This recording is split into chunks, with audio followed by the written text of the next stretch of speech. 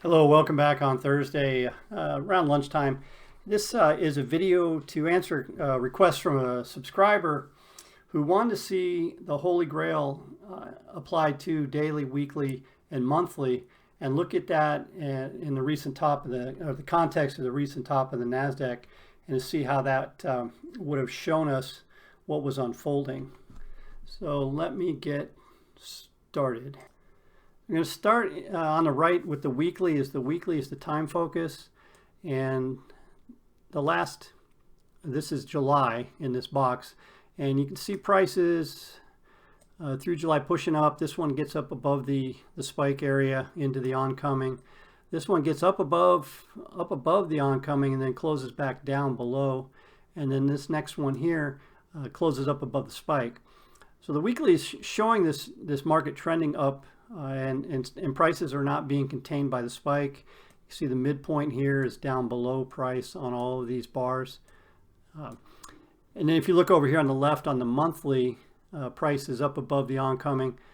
So at first look, this looks like a market that is still pushing up, trending higher and pushing up strongly. Now, this is where the beauty of multiple time frame analysis starts to come together. This rectangle has been on this chart for since mid-July, and what it identifies is yearly, quarterly, and monthly resistance. All three of those areas contained in that rectangle. So let me go back to this weekly chart again. And now the Drummond trader has this on his charts, had it on a chart for the yearly resistance area all year, all quarter, all month.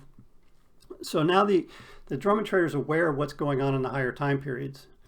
So when you see this reversal bar on the weekly, and you put that in the context of yearly, quarterly, and monthly resistance, now we have our eyes open. And now we're going to take a look at the daily chart to see if it's going to confirm that that area is holding. So here we see the daily pushing up into this area, prices moving up above the spike, getting up into the oncoming, and then this bar right here, this is where the aggressive trader goes short. So let me say that again. So the price had gotten up above the spike, closed in the oncoming, got up here on the next day into the oncoming, and then reversed back down and closed within the spike. Now we know that there are, again, the yearly, the quarterly, monthly resistance areas are right here.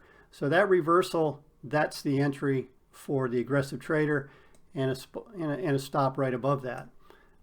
For somebody who wants a little bit more information to make a decision, obviously this next bar we get to push down, and you can see that the midpoint is switched to above the price.